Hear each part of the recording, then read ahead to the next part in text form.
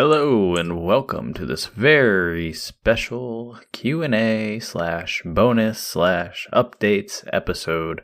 I am your host, David, and with me, as always, is my co-host, Craig. How's it going, dude? Hey, good evening. Things are going well. Yeah, things are going well. Things are also extremely busy in my neck of the woods. I don't know about you. Oh, yes, sir.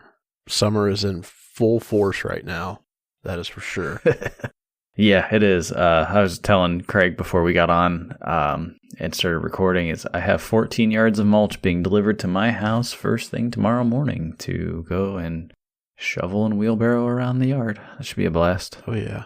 Well, at least it's not going to be blasted hot. Should be a pretty nice day to do that, if there is such a thing.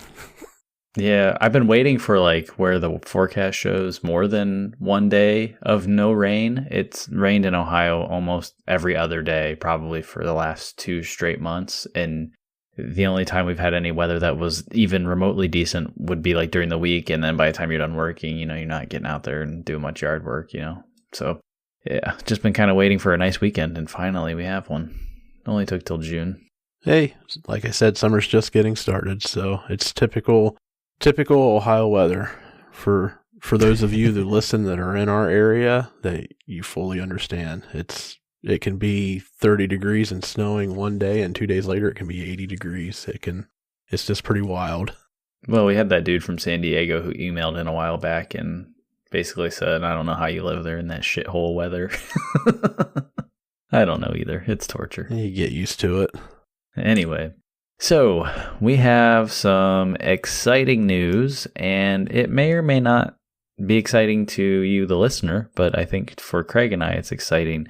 So, a lot of things have been going on, especially with my work schedule. So, Craig and I both work, normal day jobs. We both work in the IT sector, and at times, it requires, above and beyond the standard 40-hour work week, which I think probably a lot of our listeners work more than 40 hours a week easily doing stuff, right? But the key is, for me personally, in the place that I work, it's been super hot and heavy for months on end. And it's just been really bleeding into my free time to sit down, thoroughly research cases and write them up. And there's a few other things going on behind the scenes that I can't talk about right now, but it's basically given me next to no time to sit down and properly give you the show that I want to give you. And I feel like, we've been getting a little dry in some of our episodes, because the content just isn't as strong as I'd like it to be. That being said, what we are planning to do, and I think this will dramatically improve the quality of our shows, is we are going to move to a seasons format.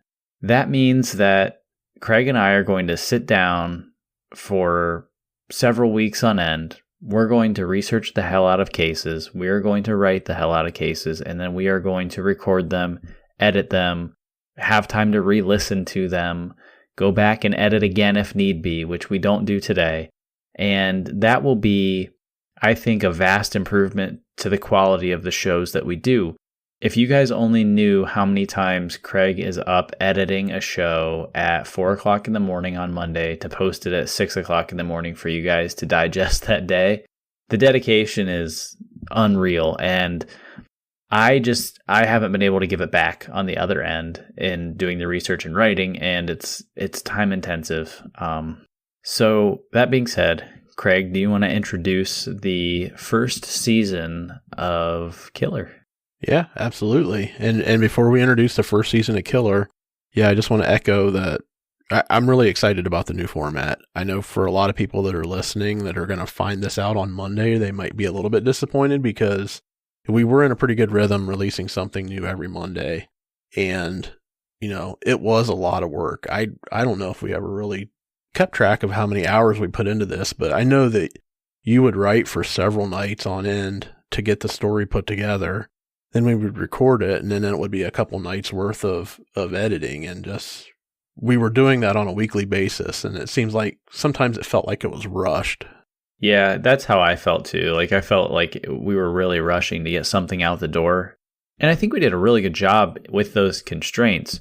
But the problem is, there would be things like, I would really like to sit down and watch or listen to a few YouTube videos that are talking about a case that we're doing, but I might not have the time. I might just have to go strictly off of a handful of sources that I have for that case that week. And, so not only do I have to read them, comprehend them, understand them from several different angles, but try to put that into a narrative and, write it up.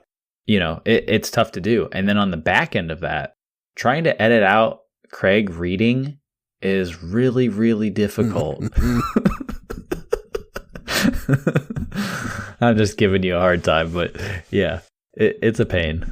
Yeah, it's a lot of hard work to make it sound as good as it is because we have a lot of outtakes, and also maybe someday we'll have an outtake episode that we put out there of just how ridiculous that we sound sometimes and what we do have to edit out. Some of the stuff we obviously can't share because we have a unique sense of humor, and we have to be careful about what we put out there too. But, that being said, yeah, it's a lot of work on both ends. It's a lot of work to get a case written, get it ready, get that side of it edited and ready to go, and then to turn around and record it. We normally do a one take recording. We'll pause right in the middle of recording and say, scratch that, read this again, back and forth. So it's taxing at times. Yeah, and it's actually at the point where I cannot go back and listen to something unless I'm editing it that week, but I can't go back and listen to the cases because I sit there and think to myself, why didn't you think of that, you dummy? Or you said that wrong. Or no, if you would have set it up this way, it would have been better. And so hopefully going to a seasonal format will allow us to take the time to craft those episodes so that I can put the TLC into it that I really want to give out the product that I really want to give out. And that being said, I also want to make it so it's a little bit more conversational. The reading can be a little dry, and I get that. And, Craig and I don't have the best radio voices. I mean, Craig's got a pretty decent bassy voice, but I sound like an idiot. And, listening to us read isn't always the best. I think when we have our conversations is when we're at our best. And so, I feel like if we can make it a little bit more conversational, both of us have time to really research and understand the cases, because there's been times where I write, Craig has no idea what he's coming into that week. He's never heard of the case, and he's going off of strictly what he's reading as he's going on the fly. And I like that because you get a really fresh perspective that week. However, it doesn't let us ad-lib the script very well. And he can't call me on my BS if I miss something or if I say something incorrectly, and vice versa. If he writes the case that week, it's usually because I'm jammed up and I have no time and I'm reading it live for the first time as we're doing the episode recording. So yeah, that being said, we want to make this the best program we can. And I also think it'll help us, to those of you who really hate the extra long intros, I think we'll be cutting back on those quite a bit to do the seasonal format and give you more of the true crime that you're here for. I do think that from time to time where it makes sense, we may continue to do the post-show format that we did before, so we'll backload all of that stuff. So if Craig and I feel extra chatty that day, then, we'll hang out and maybe record some additional stuff. And, if you guys enjoy that part of it, I know a lot of you do. That doesn't mean we won't have our, moments back and forth as we're sharing personal stories and anecdotes to the stories that we're telling. But, it does mean that, we'll cut the shit at the beginning, I think, for the most part, just to kind of get to the point and get moving on. Anyway, back to the main task at hand here. Do you want to introduce what we're going to do for season 1? For season 1, we are going to be covering mass murder. So we've already come up with a very long list of cases that are specific to mass murder, whether it's mass shootings or, just mass killing in general. So I don't know if you want to elaborate on that a little bit further, but that is where we're going with season 1. Yeah, and I came up with a list of, I don't know, probably 10 topics, just various true crime topics. And that one was one that I know will be a little easier for us to research and get through. So the first time we sit down and do the season, we'll get a good flow, and we'll also have really good content to go by because a lot of the stuff is fairly recent. So you'll get a really good sense and understanding of all of it. I think we're looking to do 10-ish episodes, nice round whole number. I'm thinking, we haven't sat down to do this yet, so I could be putting the cart before the horse, but I'm thinking that it'll be more like one episode per case. And that may mean that we do longer episodes, or, maybe there might be a part 1 or 2 here and there. I really don't want to go down the multi-part cases unless, say, the topic for that season is like Golden State Killer and you have to do 12 episodes, or whatever. That was really a season in and of itself. But yeah, so I'm really excited about that. I'm excited to get to work on it. And it gives us the flexibility that we need when our jobs get in the way of recording and doing this hobby that we love. So I'm excited. I know Craig's excited. Was there anything else you wanted to add to that?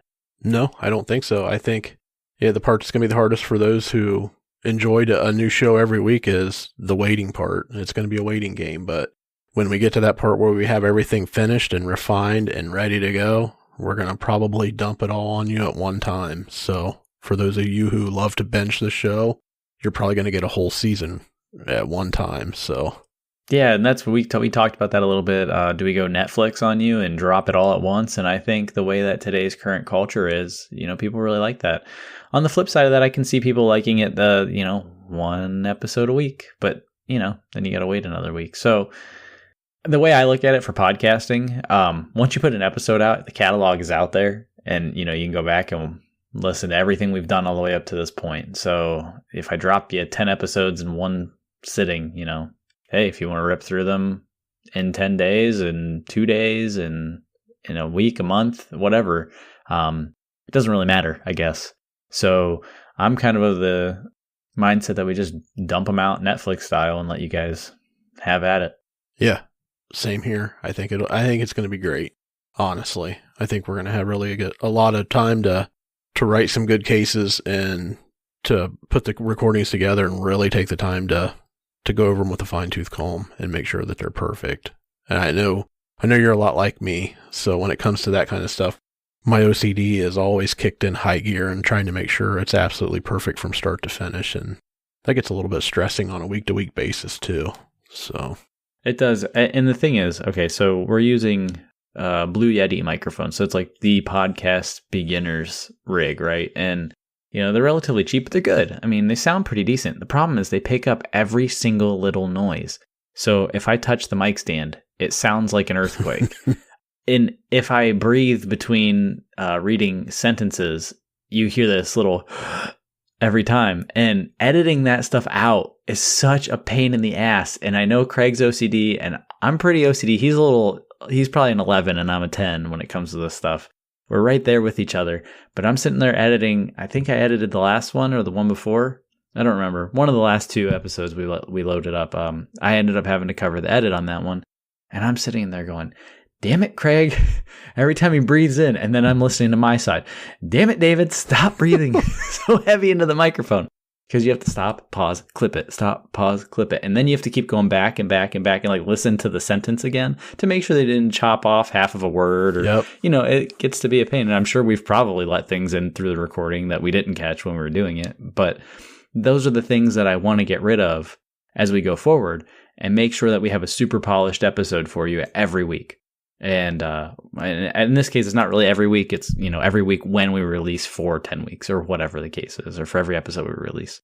So yeah, I'm really excited about that. And I know that you guys will enjoy it. And hopefully the quality brings in more of you. And, you go out and tell more friends to listen. And they, we have a lot of people on, especially YouTube.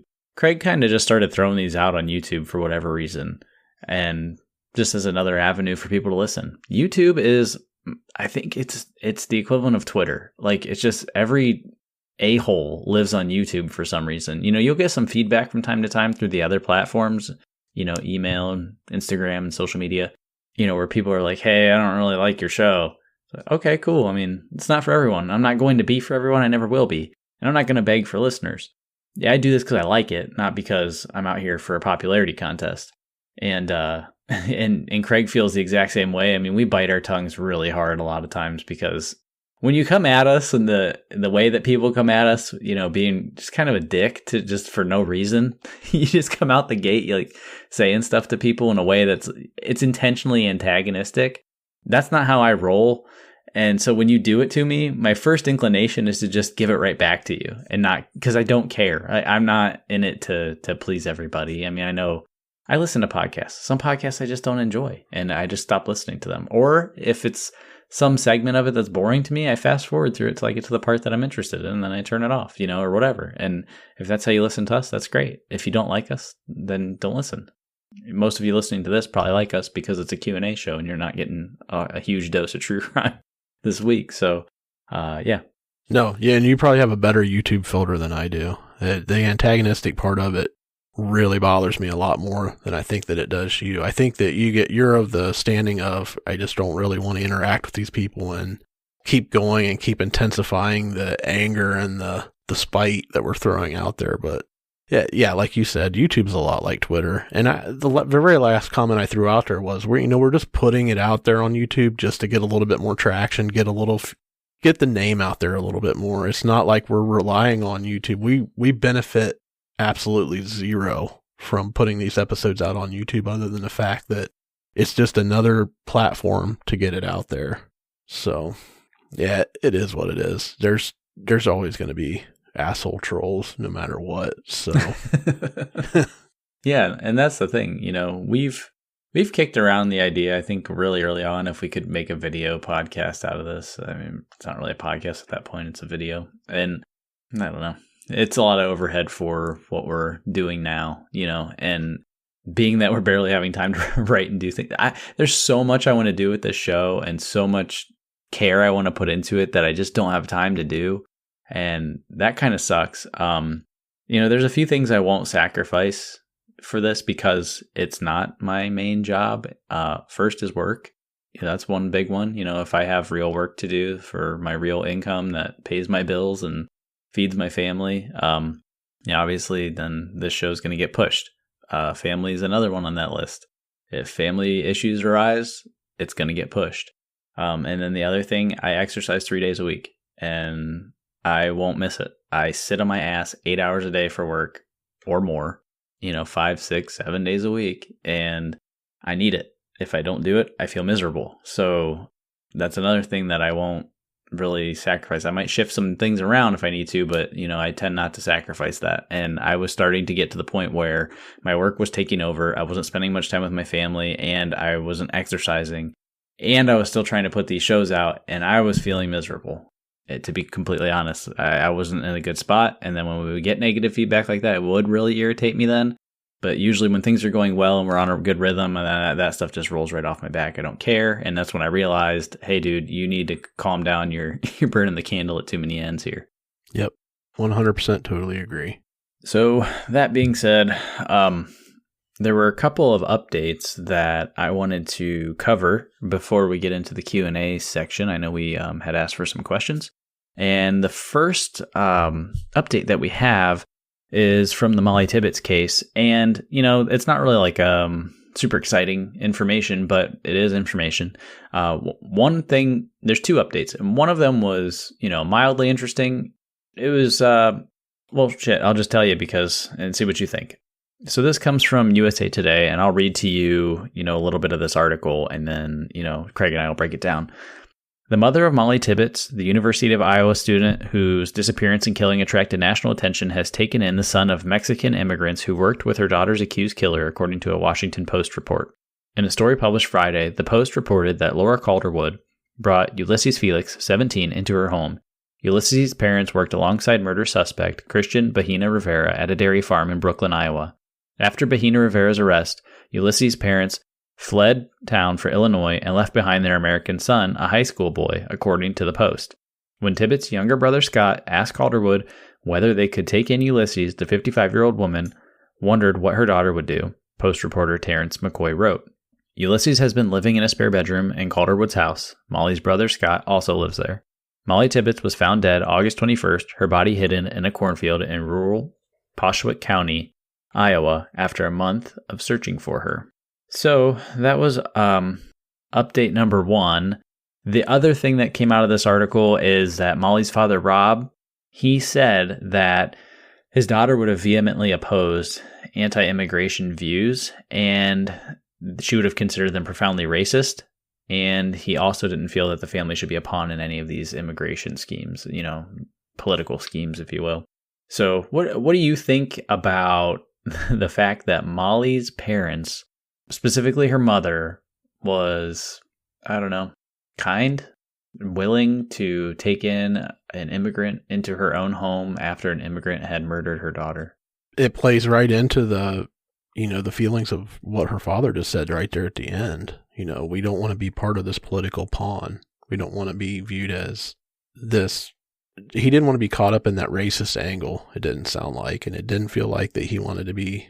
That's the first thing that comes up with these cases, where I know there's been shootings in San Francisco, and I can't remember names or faces or anything off the top, but one of the first things they'll report is, oh, so-and-so, who is an illegal alien in the country that should have been deported, has killed an American citizen.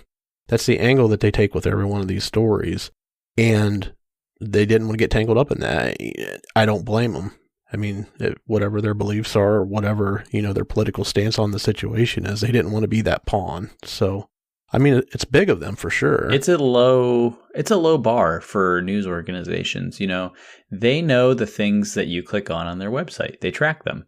And they know that by throwing out some salacious headline with a little bit of a illegal immigrant does X, Y, or Z, you're going to get 50% of the population, well, really probably 100% of the population, arguing one way or the other, whichever side they're on, it's really, they try to make it sort of a black and white issue. Everyone knows it's really gray. And, it's just one of those things where they know they throw that in the headline and you're clicking on it, you're commenting on it, you're sharing it on Facebook, you're sharing it on Twitter, you're sharing it on Instagram, you're running your mouth here and there. Just remember that these media organizations have a very high stake in you getting a reaction.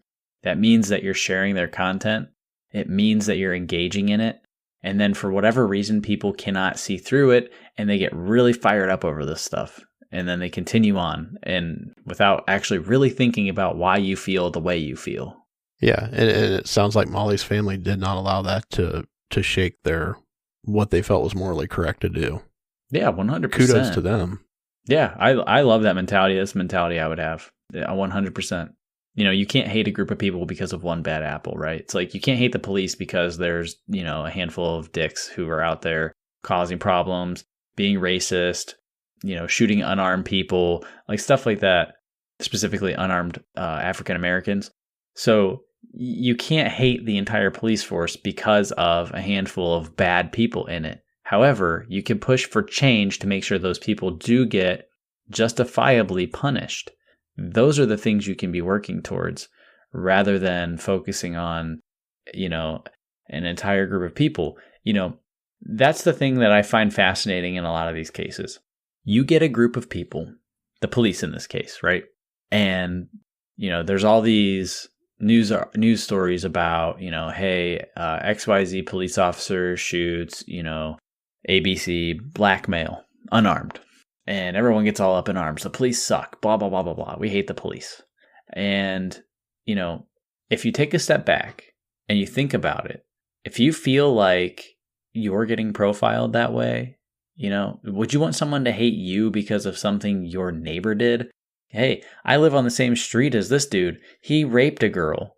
So now you hate me. I mean, it's kind of like that same thought process.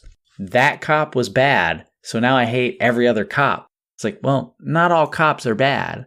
Now, is there a little bit of that protect the brotherhood going on in there? Absolutely. Should there be? No, but that's what we should be pushing for. Pushing for change there. Not change in the sense of like all police are assholes. We hate them because they're shooting all these unarmed people. That's stupid. Yeah. And I don't think that from a media standpoint, I don't know that anything like that's going to change. They're looking for that knee-jerk reaction, unfortunately. It's not going to change because there's too many idiots biting on it. Right. Well, I agree, but I don't think it'll change. That's what it's exactly like what you said. They're trying to put a headline out there that will make you click on it, will make you share it, will make you comment on it, will make you pissed off about it. That's it. It's not whether, I don't know, I have to be careful how I form my opinion here, but they're not in it for the benefit of the actual people that they're reporting on. That they're wanting to get people on both sides of that fence. No, you have to remember, in every situation, who is the customer? The customer is the advertiser. They're going for advertisers so that they can make money. How do they make money? Getting you to see the ads. How do they make you see the ads? Saying ridiculous shit so that you click and share it and make other people see the ads. It's a very simple process, but people don't see through it. Yeah. If only we had the time to break down exactly how ad dollars work based on clicks and everything that everything that happens behind the scenes, what they know about you. Yes. Based on your behavior. Let me just give you one little nugget. I don't know if I said this before or not. So if I have, sorry. I was traveling for work with another coworker. This coworker had been to this particular client's site a handful of times already. I'm the technical resource, so I always come in, like a little bit later. So this person's more of like project focused and like getting people lined up, getting things going. We go to this customer's site. We leave that afternoon. We go back the next day, then we leave. He sends me a text message with a screenshot from his Facebook profile, and it says, "Hey, you should friend Mr. Customer on Facebook." So the main dude that we were dealing with, it popped up into his like suggested friends feed. The way they did that, Facebook knows your location. They know his location. They see you guys keep going to the same location together frequently and staying there for X amount of time. And then they find out that, hey, maybe you know this guy, so let me suggest him as a friend to you. That's just like the bare minimum of what they're doing. It is a million times worse, the stuff that they know about you. Everything you do on your computer is tracked. And don't let anybody tell you otherwise. Every single thing you do is tracked. Yep, it absolutely is. And from my side, just a little personal story. And I know I discussed this with you, but it wasn't here recently. It was here recently that I upgraded my wireless in my home. And I went with the Google the mesh Wi-Fi routers. And you were like, hey, you just sold your soul to Google. Nothing more true than that. I mean, every bit and piece of traffic that goes across my router gets uploaded to Google Cloud. I knew that, but it works. It's easy. I get tired of dicking around with these open source hardware garbage that I try to make work on a daily basis, and I got lazy. Yeah, it's tough because a lot of these big tech companies keep buying things. So to go off on a little side tangent here, and sorry if you guys don't really get into tech and it's a little boring for you, but bear with me. I bought a Nest thermostat about 4 years ago. This was when Nest was its own company. And Nest was created by the guy who created the design for the iPod. So he was like an Apple dude. So it felt like a very Apple design. The Nest thermostat, you twist the little wheel and it's got like the spinning wheel thing like an iPod. And it was, it's pretty neat. Anyway, I bought one of those because my thermostat broke. And I was like, oh, this will be kind of cool. And wouldn't you know it, a year later, Google buys Nest. And I'm just like, fuck. And then I went and bought Ring security cameras for my house. And I bought a Ring doorbell and 2 floodlight cameras. Sure enough, about a year later, Amazon buys them. So now 2 of the biggest FU to privacy companies on the planet, aside from Facebook being the next one, now have access to all of this information about me and my house that I didn't even want them to have. I didn't know they would have. But because they bought the companies that I was using, now they have it, and I'm not going out and replacing all that stuff. It's just expensive. And back to the stuff that I bought from Google. I have a friend who works at Google, and he always tells me that they have so much data that just goes up to the cloud from their stuff for no apparent reason. It's being stockpiled somewhere. And I read these articles about the government now is toying with the idea of trying to break up these big tech companies. Honestly, we'll get off of this subject here pretty quick because we have another update from one of our other previous cases. But what do you think would happen if the government started fucking with these tech companies and these tech companies one day just say, okay, you want to fuck with us? We're going to have a 24-hour data center blackout. We're just going to pull the switch on everything for one whole day. What do you think would happen to this country if Google, Facebook, and Apple all said, yeah, F you, we'll see you tomorrow? Oh, man. It would be intense. And, okay, I'm a shill for Apple. I love Apple stuff. I'm the biggest Apple fan you've ever met in your entire life. I watch all the keynotes. I've got all the betas running on every system I have right now because they just announced them all last week. Anyway, Apple's big on like end-to-end encryption. And so that means, for people who don't understand it, it means that whatever you do on your device, like if you're sending a message and you're using their iMessage platform, so that's the blue bubbles for everybody, not the green ones. So if I send a message to Craig from my phone, it's encrypted from my phone through the network all the way to his phone. And the only people who can read it are he and I. Nobody can snoop on it because they don't have the key, and Apple doesn't even know what it says. So this is important because there's cases that deal with this stuff, like the San Bernardino case. The San Bernardino case, they had the shooter's iPhones, but they couldn't get into them. And the FBI screwed it up and locked it out forever. I don't know if you know this, but if you have a passcode set on your iPhone and you enter the passcode incorrectly too many times, it times you out. It's like, okay, well, you got to wait 5 minutes now. So it's basically to deter you from sitting here just entering a bunch of numbers into it until you try and guess the password.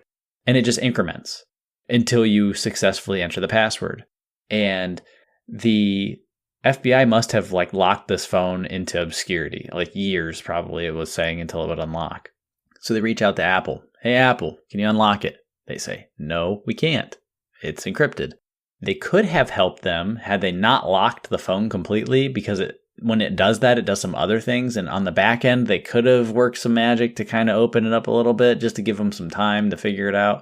So long story short, Apple's been trying to put in end-to-end encryption for everything where they don't have the key, but the government wants them to build a back door. Well, what just happened a couple weeks ago? The NSA's hacking suite got leaked somehow, and then all of these hackers now have these super powerful hacking tools at their disposal because the NSA let them go. So you want these same people who let their very top secret hacking tools out into the wild to have a backdoor to your data? Hell no, you do not. Because what will happen is some dipshit will leak the code, and then your data is now available to anybody on the internet who wants to get it. So when you hear these cases where there is a mass shooting and they have someone's cell phone and they want to go through it and I can't get into it because it's encrypted, blah, blah, blah, blah, blah, terrorists, this and that, don't fall for the shit. Okay, we fell for this one time. We fell for it back when we went into Iraq and Afghanistan, and Bush put in all of those laws for the NSA to exist and for them to have access to your stuff, okay? We fell for that under the guise of protection and, for the war on terror and to make sure that we were all safe, right? Okay, those things are all great, but you have companies like Facebook who can figure out who I'm sitting next to in a room without having access to my data. They do not need it. Do not give it to them. It is a right of yours. The government should not have it. Do not ever, ever, ever, ever, ever let them have it. It is the dumbest thing you could do. I am vehemently against opening a backdoor to your data. Is there anything on my phone that I really cared that anybody had? No, there's literally nothing. You can go through my phone anytime you want. I don't give two shits what you do with it. It's the principle of it. I do not want people having this information. The only things that are valuable on my phone that they could have is potentially somehow snooping and getting my passwords to my bank. That would be the big one for me. Yeah, I'm behind you 100% on that. But in true killer fashion from my side, I got to put a little color on this. Now that season 2 of The Punisher is out, they just know to either cut your thumb off or keep your peel skin off your face so they can open your phone that way. Frank Castle style, right? That doesn't work. Yeah, I know. Actually, believe it or not, we have a very strong security group at the company that I work for, and their big thing now, I'm going to try to talk vaguely here, but their big thing now is two-factor authentication for everything to try to protect your data, whether it's a password or whether it's biometrics, whether you're using your facial recognition or a fingerprint. And we actually have some pretty crafty security consultants that work at my company, and they actually were able to unlock a laptop with a fingerprint that was molded into Play-Doh, if you can believe that or not. Holy cow. What kind of laptop was this? I believe it was a Lenovo brand laptop. They were. Yeah, that's why. That's why. Go Apple. Go Apple. Yeah. Yeah, we're the typical corporation. We have 99.95% Windows machines and 0.05 Mac machines. And your marketing department has 3 iMacs. Yeah, okay. I know. No iMacs. They're all MacBook Pros, but they were actually able to do it. I was even surprised on a Windows machine like that they were able to do that. I thought, you're full of shit. That's not even possible, but they were able to do it. Maybe only one time too, but I'm not surprised. Those it's all about the sensors you have, right? If you have shit sensors that can take your fingerprint, it's a lot easier to fake it. If you've got good stuff, it's a lot harder. That's where I think they had numbers posted back when they released Touch ID on the iPhones. Like that was like the new thing. I forget what it was. It was some pretty astronomical number for how many 1,000,000 to 1 chances there were that somebody else could unlock your phone. Like it was some astronomical number. And then the Face ID stuff stepped it up quite a bit, which that's pretty incredible technology. But anyway, we're a true crime podcast. Let's get back to it. Update number 2 from the Molly Tibbetts case is that Christian Bahena Rivera, he filed a motion to move the trial to a county with a substantial Latino representation. So basically he's looking to move the case out of the county in which they're currently trying to try it because he feels that he's just going to get an unfair trial. And quite frankly, he may. It's not a big area. So I could see that happening. And actually, it may have happened by now. You know, this story was a little bit old when I pulled it and I didn't go back and check it out for an update. So that is that in the Molly Tibbetts case. Like I mentioned, we have an update from another one of our cases, the Pike County murders. And bear in mind, I'm going to read some of the update from a news article that was posted. This was actually posted back on May 15th, and this is some information regarding the pretrial hearing that was scheduled for George Wagner III. Just real quick, I'm going to breeze through. I'm not going to read it verbatim, word for word, but it says a pretrial hearing is scheduled Wednesday afternoon for George Wagner III, one of 4 suspected of murdering 8 family members in Pike County in 2016. On May 15th, his hearing was scheduled for 1:30 p.m. in the Pike County Common Pleas Court. Investigators say Wagner, 47, and 3 of his relatives killed 8 members of the Roden family in April of 2016. The suspects were then arrested in November. Jumping on down through here to the update, it says, in addition, Rita Newcomb, 65 of South Webster, and Frederica Wagner, 76, grandmothers in the Wagner family were arrested. They are charged with trying to cover up the crime. We covered that in pretty great detail during the Pike County case. And all 6 suspects were indicted in November on the following charges. And then there's a long list of charges for each person in that case. The murder victims, Hannah Roden, 19, her father, Christopher Roden, Sr., 40, his ex-wife, Dana Roden, 37, their sons, Christopher Roden, Jr., 16, and Clarence Frankie Roden, 20, Frankie's fiancée, Hannah Gilly, 20, and relatives, Kenneth Roden, 44, and Gary Roden, 38. I think we covered all of those pretty closely during that original go around on the case when we recorded it. Yes, sir.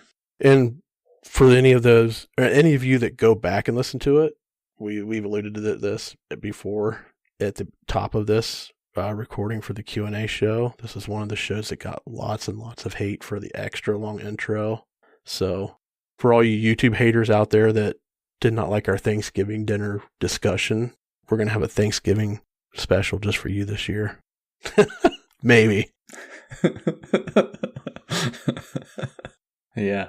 Hey, man, when you're doing a weekly release and you're talking about Thanksgiving, when Thanksgiving's happening, you know, it's very topical. Maybe we should have cut that. I don't know. I don't really give a shit.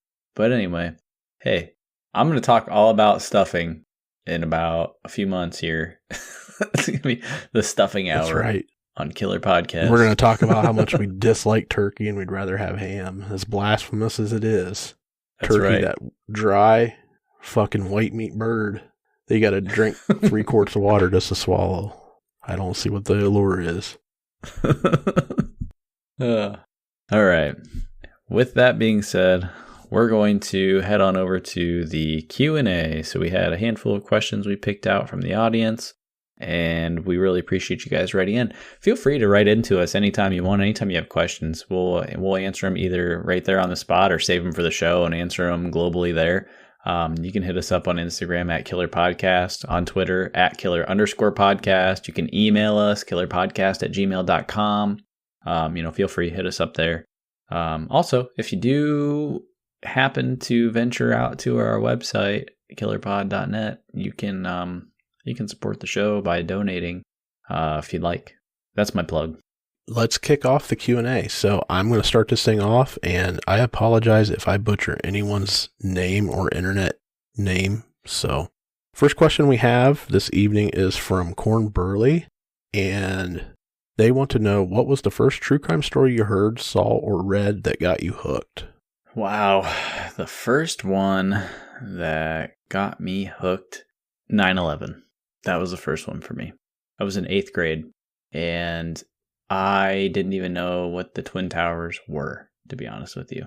Give you just a slight bit of background. I've grown up in Ohio my whole life. I barely traveled until I got into my corporate career, where now I've traveled to much of the country, coast to coast. But before then, I was pretty sheltered in the fact that I had never really gone anywhere. I mean, been on like one family vacation, a couple with friends, like nothing crazy, right? I had no idea what the World Trade Center were. And when I was in study hall in the morning, and this kid came running in the room, and he goes, "A plane just flew into the World Trade Center." I'm like, what the fuck's that mean? I don't even know what that means. And I didn't even know it was like malicious. And then I went to English class, and our teacher had it on TV, and we watched the second tower get hit. And the first one, it was burning and on fire. And from that moment on, I was just like hooked into this. Like, what the hell is going on in this country that I live in? I just found out these buildings' name. I mean, I'd seen them in movies, but I didn't really know what, just the skyscrapers, whatever. And I just watched them, get blasted by these airplanes. And then from, the rest is history. What about you? Yeah. Well, I want to chime in on the Trade Center thing. That's interesting. And we're going to allude to our age difference here a little bit later in this Q&A, but you say you were in 8th grade when it happened. I remember being at work the day that happened, and that was in 2001, so I was still working, some normal jobs here and there. This is before I went back to school and went the corporate route, but it was very early in the morning, not very early in the morning, but it was like 8:30 to 9 a.m. in the morning, Eastern Standard Time, when this happened. And I'm working a normal manufacturing job at this place, and everything just came to a stop. Some people listen to the radio, obviously, when they're working or whatever, and this starts getting reported. And the first tower got hit, and the rumors start spreading like wildfire. And we actually, the entire company, I think there was maybe 100 employees at it at the time. We actually just stopped.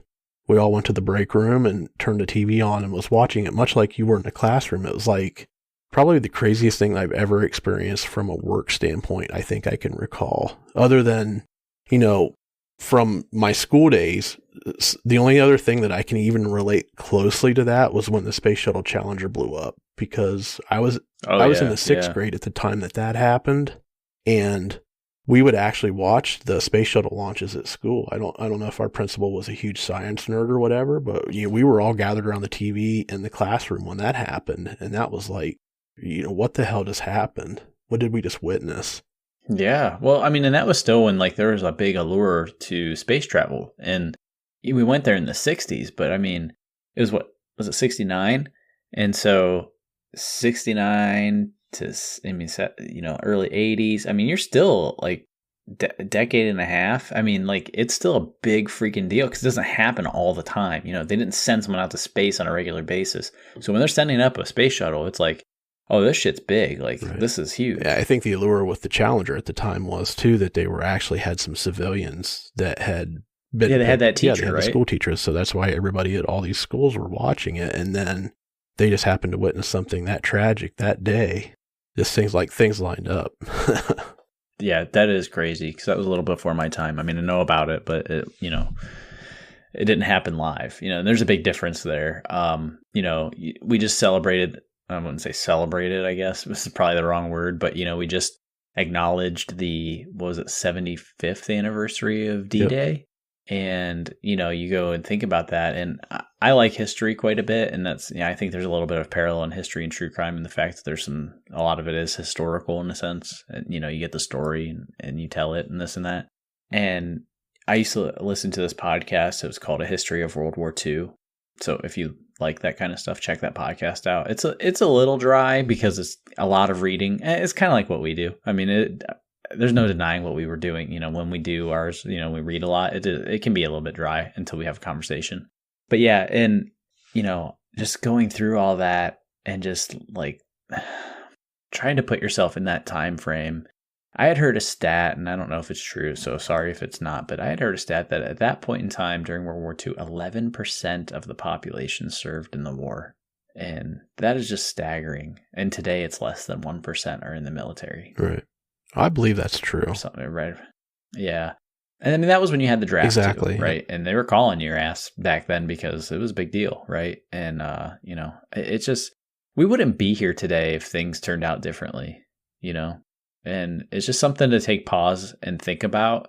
Like, I know a lot of people don't really like to dwell on, the history too much or think about it in your day-to-day life. But damn it, I mean, that's one of the biggest events that ever happened in the history of this planet with people involved. And, if you don't think about that and how it changed the way that the world is, then shame on you, because it's really important, I think. History... My wife's one of those people who doesn't care about history one bit. She's like, bored, boring, whatever. And it's like, I look at her and go, are you serious? How are you bored by this? I understand not like wanting to like get into like the ancient battles and, European kingdoms and stuff like that. Like, I get that, or ancient China. But like, what about American history? That's pretty recent. And the fact that within the last... there's people still alive from when it happened. There was a war that happened with like every country on the planet, and one country was over there annihilating a group of people at an extreme rate, and no one knew what to do about it. And America's over here just kind of like staying passive for as long as humanly possible. And then you think about America now, we're involved in every freaking detail of everything in every country ever because we just can't keep our hands out of it, But before that, we were very pacifist. But I think that if you go back in history to all these events, that's what put us in that position. I feel we started out as a pacifist. What do we do with this situation? We inserted ourselves into one, and that expectation trickles down. Like you said, there's people alive that have lived through all of this. People that fought in that war, you see them on the news. My grandparents, for instance, that's one of the greatest things I like to do. Partially, I'm a history nerd, and I have grandparents that are old enough that have lived through every piece of that from the time they were a child. And I think it's just fascinating. My grandfather was born in 1930. He was born when the Great Depression started. He's seen the end of World War II, the Korean War, the Vietnam War. The guy was born before televisions even fucking existed. Just to think about that. And cars had only been around for 30 years at that point? Yeah. Yeah. Seriously, just think about that. He graduated in a class because back then there was these little high schools. The region that we live in anyways, there was these little high schools everywhere because there wasn't a busing system to get kids to school. People make jokes about it, but they did have to walk to school. Oh, yeah. Yeah. That's crazy. It was a totally different time. You think about the stuff that guy didn't have back then and the stuff that exists today.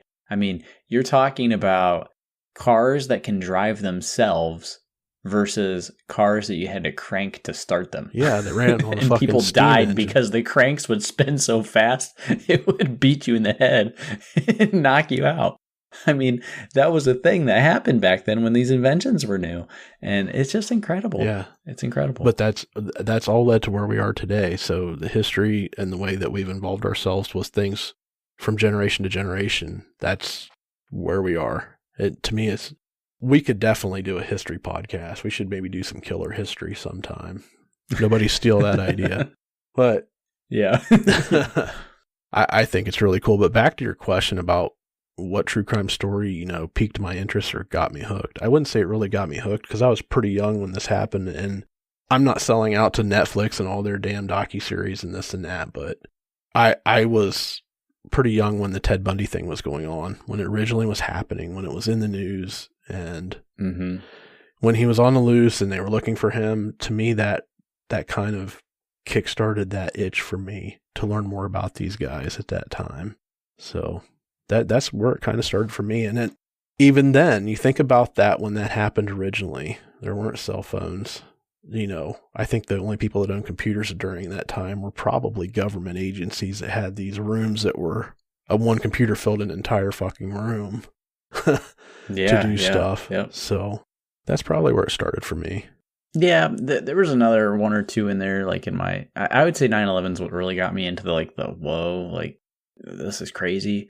And then like other cases from there on out kind of, would pique my curiosity. But the other, the two big ones that happened before that, but I knew about them, but I was just slightly too young to get hooked, were OJ and JonBenet Ramsey. Those two happened, and Columbine. Those were really big ones that happened during my childhood that I was aware of, but didn't really fully understand until a little bit later. And it was probably past the point, and then I got a little too old to get vested into them at that point. I was still young. It was interesting, you'd hear the updates here and there, but then I didn't dive into it. But anyway, we should probably move on. The OJ, I will say the OJ one was a good one. I remember watching the chase on TV live as it happened. So I was sitting there drinking beer. I was 21 at the time, and OJ's driving slowly down the highway, or he's got somebody slowly driving him in the white Bronco. That was a good one too. So nice. All right, let's do the next one. All right, this comes from Megan Thurm. How do you guys decide which cases to cover? So, Megan, that is a good question. We when we started out the show, there was a lot of discussion back and forth about, what cases should we cover? How much do we put into each case? And we actually just started out with a list. We just started listing out things that we thought were interesting to cover. And one of the really difficult things, I think, as we decided to cover cases was we didn't want to do, at least from my side, it didn't feel like we wanted to overlap a lot of the other podcasts that were out there. We tried to pick stuff that was unique that would maybe pique somebody's interest and say, hey, I really haven't heard a whole lot about that. Let's do that case. And we had a few of those where I think some of the more random cases like John Paul Knowles and some of the other ones, which I thought were really good cases, but they were just random ones that we wanted to get out there to try to get some new material out there in front of people. Then we had the more common cases, which, we agreed we definitely need to put our spin on it. But yeah, for me, it really just depends on the mood I'm in, honestly. I try to mix it up a little bit. Sometimes we were picking cases like the week of an episode, and so that was a little rough. And it would just kind of depend on some things. I'd get some feedback, suggestion cases, which I do appreciate that a lot. I don't always get to sift through them. I try really hard. So some of them were like, requests from listeners, which I tried to do a few of those just to say, hey, thank you for submitting something. And I thought it was really interesting. So I would take a look at it and we'd do that one. A lot of times I would tell Craig, hey, pick one that you think's interesting this week and run with it, do what you got to do. And he would pick something. We did a lot of local Ohio cases because we've heard of them and I felt like kind of low key compared to some of the other things. Golden State Killer, I always wanted to cover that case because that case really fascinated me from the first moment I had heard about it, which wasn't all that long ago. And it was one of those things where I was just in shock that nobody had heard about this and that I hadn't heard about it and it had been that old. You usually hear a little bit about all those things and that one was out there. So yeah, I try to mix it up. I try to do things that are a little bit different. Like I don't want to do too many disappearance cases in a row. I don't want to do too many that are like similar, like where the profile of the people are too similar or the stories are too similar. I try to spread it around a little bit, going through, disappearances or female killers or unsolved or, there's various things I was trying to do, trying to stay away from some of the cases that the bigger podcasts have covered or recently covered. If they did them a while ago, I'm okay with it. But if they just released an episode within the last year, I'm probably not going to do it because, they're really good at it. And, I didn't feel that we were up to snuff. Now I feel like, especially moving to the seasonal format where we have a little more time to craft the episodes, I think we're going to put out a hell of a podcast for you guys. I'm really excited about that. So yeah, there you go. Kind of on a whim. And the big one. How much material is there? There were a lot of cases where I'm like, wow, that's really interesting. And you go look it up and there's like 5 news stories about it and that's all you can find. And it's like, well, I'm going to be out of info in about 10 minutes into the case. And then what are we going to do? So, yeah. Yeah, I think the material is a big part of it. I really like the cases that we put together where we have a lot of material to look up and try to pull certain pieces of information from certain sources. And then we also have live media that we can put into the cases, because I think it just makes it overall, it's a good recipe for an episode. And obviously some of those, I think so too. Obviously some of those cases we're not going to have that live media, but yeah, there's there's something to be said about when you can pull audio for a case from a news story or from a press conference and play that during the case.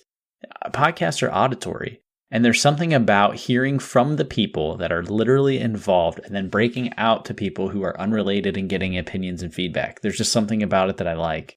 I find that fascinating. So I always really like that when a case can go that route where you can do that kind of stuff. Early on, I was able to really edit in some pretty decent intros and do some stuff with news stories and throw some custom music in under there and stuff. But then I kind of ran out of time for a lot of that stuff going forward. So hopefully we get back to it. So we'll move on to the next one. This is from Umbrella Ann, and I think this is yours. Yeah, Umbrella Ann asks, is there one case that got you interested in true crime? Well, I would say not one in particular. Again, I kind of think that overlaps the first question a little bit. But I would say the one that made me want to turn into a true crime podcaster was the East Area Rapist, Golden State Killer. As soon as I heard that case, I'm like, there's so many good stories out there, and they're very fascinating, and I want to talk about them. So I would say, from just the standpoint of podcasting, Golden State Killer for me. Yeah. I don't have one in particular.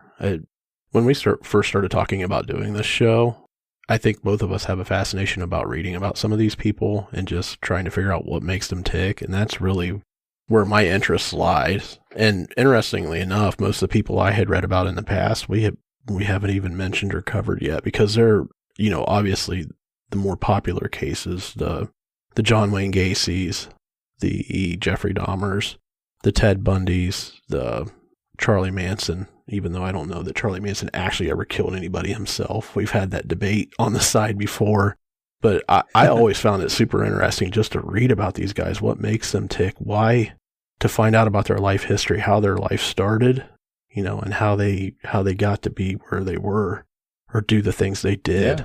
Yeah, I'm the same way. I listen to a lot of podcasts from different topics, and when I would listen to true crime ones of cases that were unknown to me, I was always fascinated by those. So those tend to be local cases for a lot of people. Local to Ohio, you're not going to hear a lot of this stuff in another state. You might, or you might know about it loosely, but you might not know all the details. And that would happen from time to time. I'd hear a case where I'm like, I kind of heard about that. But there was a lot of stuff I've never heard of as I started really digging in more and feeding my appetite for learning more about these things. So yeah, it wasn't really any one in particular. Besides, for doing the podcast, the Golden State Killer was the one where I'm like, I need to talk about this. I really need to talk about true crime. Agreed. The next question, and this I'm going to probably butcher, it's Hochi Witchy Gypsy. They write in and ask, what is your favorite serial killer and why? That's a morbid ass question. Yeah, that is. I gotta think on this one. I don't know if I want to label any of them my favorite. It is morbid. Let's reword this. Which serial killer fascinates you the most? Because I would agree, favorite is a weird word for a serial killer, because none of them are my favorite. These people are all demonic. Right. I don't know. I don't have a favorite per se, or one that I am, intrigued by more one than the other. I honestly, I think after some of the cases that we've covered and some of the ones we know that are more popular, I was really fascinated with the Pork Chop Rob case. I thought you were going to say Matheny. No, Matheny was, he was just a big, arrogant, bloated thunderhead. But I think Pork Chop Rob, that case really turned my stomach when we talked about some of that stuff. Some of the stuff that he did, we really broke down what he did and how he carried some of these things out. I just can't. It takes a lot to get me squeamish and queasy, but that dude, and seeing him in the interviews that we watched where he was in the police station and basically walked free, and we talked about it during the case where he was free to kill and do his thing for 2 more years after the fact, it's just amazing to me. Yeah.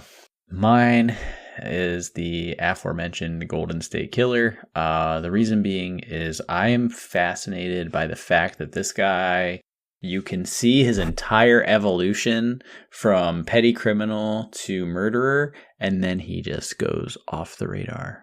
That is so bizarre to me until he gets caught. Yeah. And that, the way that he got caught fits the entire thing because he was so crazy that it was the craziest way you could catch somebody. It was the first major case broken by this genetic genealogy stuff, and he just, oh man,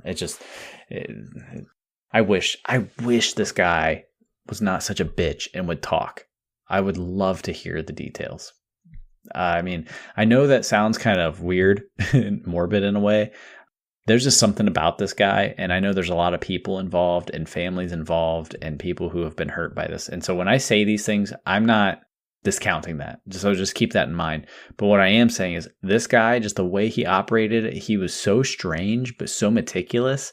And I just want to know, what was in his mind? What was driving him to do these things? Because he was a maniac. He was, but he carried on and maintained a normal, everyday life on the flip side of that. And to me, that's what's crazy. That's exactly it. He acted like a normal-ass person. Nobody reported him. The only person who may have known was his wife. Right. And she isn't talking. I mean, I think she's talking to cops now because she filed for divorce, and now they can actually ask her questions. But before that, she wasn't saying shit.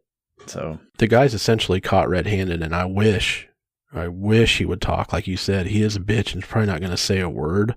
But if he was to ever open up and just tell his story from start to finish, I have a feeling that it would probably be 1,000 times better than the Ted Bundy's tapes. So Netflix, they need to get on that. They need to get somebody on that. They need to find somebody that can crack this guy and make him talk, because I think it would just be, like I said, 1,000 times more interesting than the Ted Bundy tapes were. Yeah, no kidding. All right. The next question, which is actually a question followed up by some comments, was from Kathy Pickles. She wants to know, when did you two meet? The age difference is cool. I have a friend who is 20 years younger than I, and we are good friends. Are the evening recordings better for you both? Will you be giving updates on some of the unsolved crimes, if and when there are updates? So there's a few questions there. Oh, and I would definitely wear the meh shirt. Yeah, so Craig and I met when we both worked for a, shall I say, jelly company. So we worked there. Both started, you started a little after me, right? Like I started and then you started. About eight years ago. Yeah, I think you came in, though, into the company a few months after you did. A few months after I started there. So I started out, I had a job right out of college, and I worked there for literally 2 months before this company contacted me. And the company I was currently employed at the time was in Beechwood. So it's, I want to say, 30 minutes east of Cleveland-ish. And it was like over an hour drive for me every day. And when there was snow, you could double that. So it was like 2 hours. The first day I went to work, it was 2.5 hours there, 2.5 hours home. I was miserable. This company contacted me from a resume that I had submitted like months ago and out of the blue. And I'm like, I told my then fiance, hey, I don't think I want to interview with them because I'm tired of interviews. I had already done all this stuff just out of college. And she's like, hey, idiot, why don't you interview with them? Because it's probably a way better place to work than driving 2 hours every day, one in one direction and then 2 hours back the other way. I'm like, okay, fine. I'll do what you say. And so, sure enough, I ended up there, and Craig ended up there not long after me, and we both worked for the same team doing different things. So there was like a larger team, and I was kind of on a different sub team than him. And what was it? We didn't. I don't think we really started talking until we both ran into each other at a Foo Fighters show in Cleveland one day. Yeah, that's how we started. relationship outside of work, a friendship or whatever it was, we did meet at the Foo Fighters show. And I think a couple of days after that, I don't remember, you may have sent me some message about something for work. And I think I replied with something completely unrelated GIF in the instant messenger with Beavis and Butthead. And then that was just, it escalated from there. The GIFs have not stopped. Yeah, the GIFs have never stopped. Yeah, it was good. And then we realized we had a lot in common. We had the same sense of humor, would brag on coworkers in secret or accidentally send coworkers strange IMs that were meant for each other instead of who we sent them to. We'd have a good time at work. I don't think there's quite 20 years difference between the two of us, but there's... No, how old are you? I'm going to be 45 in a couple months. All right, yeah, you're 45 and I'm 31. So about 14 years. Yeah. Yeah. Yeah, but that's kind of how it started. Yeah, and we got in trouble, I think, a couple times at work for, not even necessarily talking about somebody or spreading any kind of rumors. I think I'll tell the story real quick. We had a horseshoe-shaped table in a team room meeting where we went in and had our weekly team updates or whatever. And we had a guy on our team that had one of those shaved heads that looked like he put turtle wax on it every day. And somebody had pulled the blinds and just enough to where the sun glare come off the top of his head and would hit me in the eye like a mirror. And I winced. I sent you a message. Our director noticed that we were chuckling about something and wanted to know if we had something to share with the group or something like that. I don't remember, and the guy knew we were laughing at him. That's just kind of the shit that we did at work. He hated us. No wonder we never got anywhere. Yeah. It was one of those things. Craig was an instigator. He's super quiet, but this dude talks so much shit you'd have no idea. So you got to watch out for him. He loves to talk shit to people. I'm a first level antagonist when it comes down to talking shit. So yeah. It was, we had a good time there. And then, you ended up moving on. I got fed up with the company because they kind of sucked, which they did. They changed a lot from when we hired into when you ended up leaving. And then not long after that, I ended up leaving and I went somewhere else. So we're no longer employed at the same companies. Yep. All for the better though. We get to work at home and still basically do what we were doing at the other company. So yeah, except we don't talk shit about people we work with because it doesn't make sense now. But yeah, we just basically, talk shit about other stuff. But anyway. Talk shit about YouTube idiots. No. Yeah, that's right. We talk shit about all you listeners. No. Yeah, the meh t-shirt. That's a great idea. I'd like to do some merch at some point. I don't think we have quite the audience that I'd like to have before doing that. It's a lot of time and effort, and Craig and I have to figure out a lot of complications on the back end of that. A, how do we sell them? B, how do we ship them? C, how do we split the revenue, taxes, all that fun stuff. So there's a lot of behind the scenes stuff that has to go into it. And I do plan to make shirts. I just would like to get a few more people interested in the show before we do that, to make it worth our while. Because I'm guessing we're not going to make all that much money in relation to the work effort that it'll take, which is fine. It's not really about the money for us. And so, obviously I like to make money, but that's not why we do this, obviously, or we would have quit a long time ago. The shirts are a good idea. I mean, I think your wife had some made for you for this past Christmas, and people ask, it says, "Hey, is that your show?" Yeah, and it's a cool way to advertise, in my opinion. So, oh, it's great. Yeah, it might not start out as shirts. It might start out as something smaller. It might start out as something like, "Hey, we'll start making stickers or buttons or something," just to see how it goes before we dive headfirst into it. Yeah, and if we do something like that, it'll be like an order fulfillment system where we take in orders for so many weeks and then we cut it off, ship them, because, Craig and I aren't going to have the money to front inventory on that kind of stuff and boring details for you guys, but it'll be something like that. And it'll be probably not too long, but in a little bit, hopefully maybe after season 1. Yep. I'm thinking that we will have a podcast of the quality that I would hope to deliver from season 1, and hopefully we get a big enough following from there that we can then release what we want going forward. Yep. Fire to Sunshine writes, what do each of you think is the most interesting murder/disappearance so far? That is a great question. For me, it's going to be one of the disappearance cases that we covered, and I think it still kind of sits with me as the Jameson family case that we covered. Hopefully I didn't steal your thunder there, but there were so many unanswered questions. I mean, they did find the remains of these people, but they essentially have no idea how they were killed, who killed them, and it's still a cold case. So that's really one of my most interesting ones, I think. Yeah, I'm actually going to go on something we haven't covered yet. There's two of them. One is Yogurt Shop Murders, and the other one is Bilo Murders. Those are both kind of similar in a way. Those are really fascinating to me. The Yogurt Shop Murder specifically, a group of people working in the yogurt shop late at night got murdered by some people, and no one knows who, when, or why, or how. Well, I mean, some of those they answered, but you know what I mean? Like, it's just a complete mystery as to who did it. And, it's pretty interesting. Yeah, so that's mine. Okay, cool.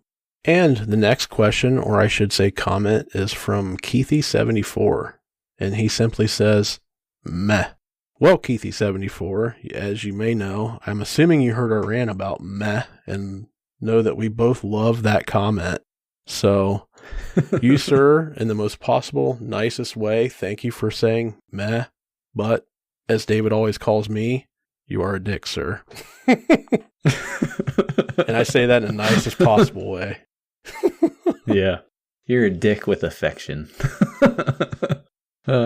It's a term of endearment if one of us calls you a dick. You've been ingratiated into our inner circle at that point.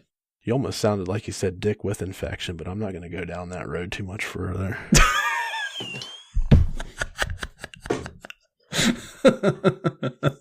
Is anyone still listening? All right. Party with Vic writes in, what are some cases you definitely want to cover in the future? Well, I'm a little torn on this because I don't like to really give away too many details. I would assume it'd be safe to say, as sort of a teaser for the upcoming season, you're probably going to get something out of Colorado that's pretty famous.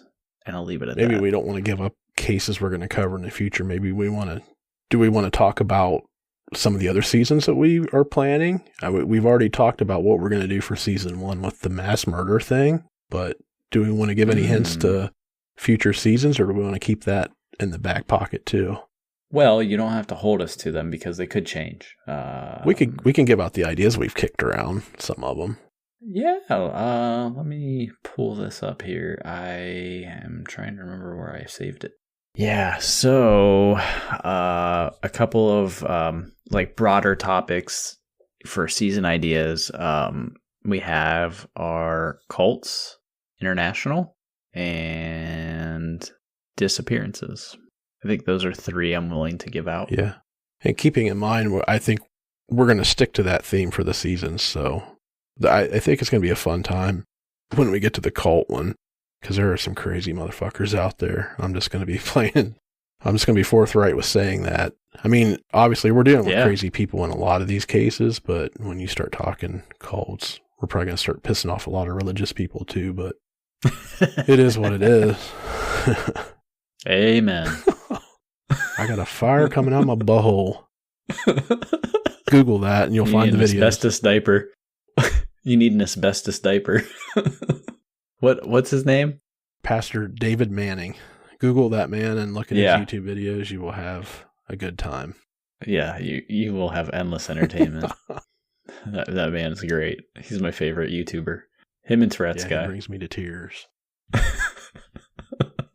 I think just to give you guys a heads up, so if you're not into the type of humor Craig and I are, then you'll probably hate this video, but if you would like to watch a video where they put a counter on how many times a preacher says butthole, you will enjoy it.